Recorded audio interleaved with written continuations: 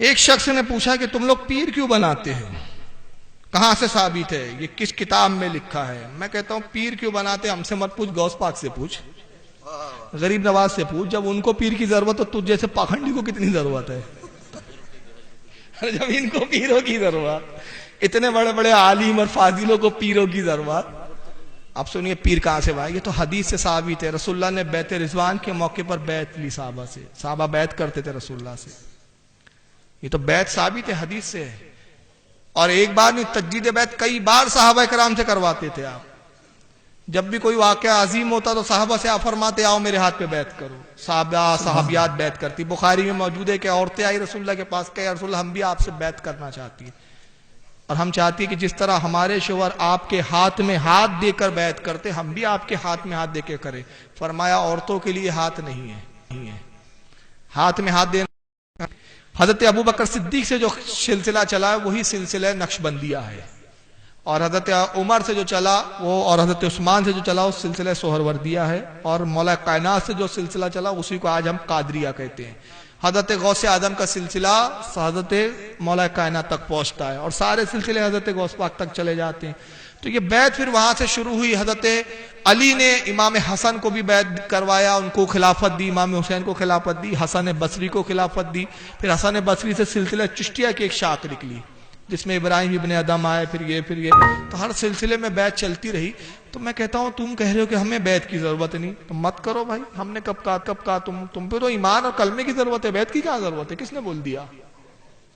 یہ بیعت، یہ مرید، یہ سب ایمان والوں کے لیے ہے، وہابڑوں کے لیے نہیں ہے. لیکن آپ کو بتاؤ وہابڑوں کے یہاں بھی ہوتی ہے، تبلیغی جماعت والے بھی بیعت کرتے ہیں. اشرف علی تھانوی بھی مرید تھے. کس کا مرید تھا اشرف علی تھانوی معلوم ہے آپ کو؟ آلے دیتے ہیں، یہ رسی دیتا ہے. کوئی بتا رہا ہوں کہ پھانسی کا پھندا ابھی سے تیار کر رکھا ہے، یہاں بھی لٹکوں گے وہاں بھی لٹکوں گے. تو ان کے انعام الحسن نے بھی بیعت کیا ہے. اور جانے دیجیے حافظ الحسن ندوی ابھی مرا ہے ندوہ کا، وہ بھی پیر و مرشد بنا بیٹھا تھا. اس کا بھی خلیفہ ہمارے ناگپور کا ہی تھا، ایک عبد الکریم پاریک، وہ بھی مر گیا. ابھی وہ بھی بیعت کرتا تھا، وہ بھی مرید بناتا تھا، اس کے آج بھی مرید ہے. تو ان کے یہاں بھی خود پیری مریدی ہے. اب ہم سے پوچھ رہے ہیں کہاں سے ثابت ہے؟ ارے اپنے مولانا سے پوچھ کہاں سے ثابت ہے. اور اگر تیرا مولانا دھوکہ دے رہا ہے، بیوقوف بنا رہا ہے، تو پھر جا کے پوچھ غوث پاک سے کہ آپ غوث اعظم ہو کہ آپ کو پیر کی ضرورت، تو ہمیں کیوں نہیں ضرورت؟ اللہ کے رسول نے ارشاد فرمایا، سرکار فرماتے کہ ہر بڑے کی تم پیروی کرو. صحابہ سے مخاطب فرمایا کہ تم اپنے بڑوں کی پیروی کر رہے، بعد والے تمہاری پیروی کریں. اور قرآن کہتا ہے، یہ بیعت کی تعریف ہے، قرآن کہتا ہے یوم ندعو کل اناس بامامہم، حشر کے دن کو یاد کرو جب ہم تمہیں تمہارے پیشوا کے ساتھ بلائیں گے. تو پیشوا جنتی تو آپ جنتی. تو پیشوا بنانا ہے، کسی نہ کسی کو رہبر بنانا ہے. تو مرشد جو ہے وہ واسطہ ہوتا ہے اللہ تک پہنچانے کا، یہ سلسلہ ہوتا ہے. یہ وہی آیت پہ عمل ہے جس میں قرآن نے کہا یا ایھا الذین آمنوا اتقوا اللہ وابتغوا الیہ الوسیلہ، اے ایمان والو اللہ سے ڈرو اور اس کی راہ میں وسیلہ تلاش کرو. یہ مرشد وسیلہ ہے. اور ایک آیت سنا دوں، اس میں تو لفظ صاحب مرشد آیا ہے. آیا سنیں گے تو آپ چوک جائیں گے. ذرا درود شریف تو پڑھیں آپ کو، پھر میں آیا سناؤں. ذرا دیکھیے، یہ قرآن کی پارہ نمبر 15 ہے، اور سورہ کہف ہے، آیت 17 ہے. پارہ 15 سورہ کہف لکھ لیجئے، آیت 17. وہابیوں کے لیے اس میں خطرہ. قرآن کہتا ہے من یہد اللہ فہو المہتدی ومن یضلل فلن تجد لہ ولیا مرشدا. مرشد کس کو کہتے ہیں ہمارے ہاں؟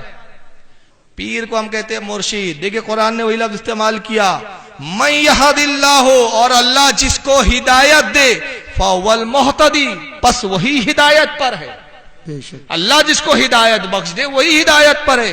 وَمَن يُضْلِلْ فَلَن تَجِدَ لَهُ وَلِيًّا مُرْشِدًا، اور اے محبوب جس کو اللہ گمراہ کر دے نہ تو اس کا کوئی مددگار پائیں گا نہ مرشد.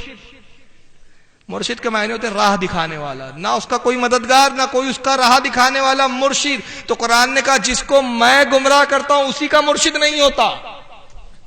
جن کا مرشد ہوتا ہے اس کا مطلب وہ گمراہ نہیں ہے. اور میں نے ابھی جو ابتدا میں آیت پڑھی تھی سورہ مائدہ میں، وہ آیت ہے جس میں اللہ نے فرمایا یا ایھا الذین آمنوا اتقوا اللہ وابتغوا الیہ الوسیلہ. ایک ایسا حوالہ کوٹ کر رہا ہوں، کسی کی ماں نے جنا ہو تو اس کا رد کر کے دکھا دیں.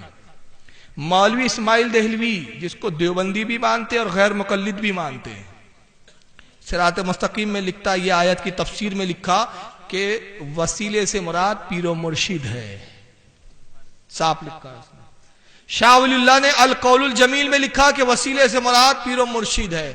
تو شاہ ولی اللہ کو بھی تم مانتے ہو، اسماعیل دہلی کو بھی مانتے ہو، جاؤ صراط مستقیم میں دیکھ لو، نہ ملے تو مجھے بلا لینا۔ اور اگر مرشد اور یہ سب پیری مریدی تمہارے نزدیک مشرک اور شرک بننا شرک ہے تو سب سے پہلا مشرک تمہارے یہاں پھر تمہارا باپ اسماعیل دہلوی چاہیے، اس پہ پہلے فتویٰ لگاؤ، بعد میں ہماری طرف آنا۔ واللہ عالم ثم رسول عالم۔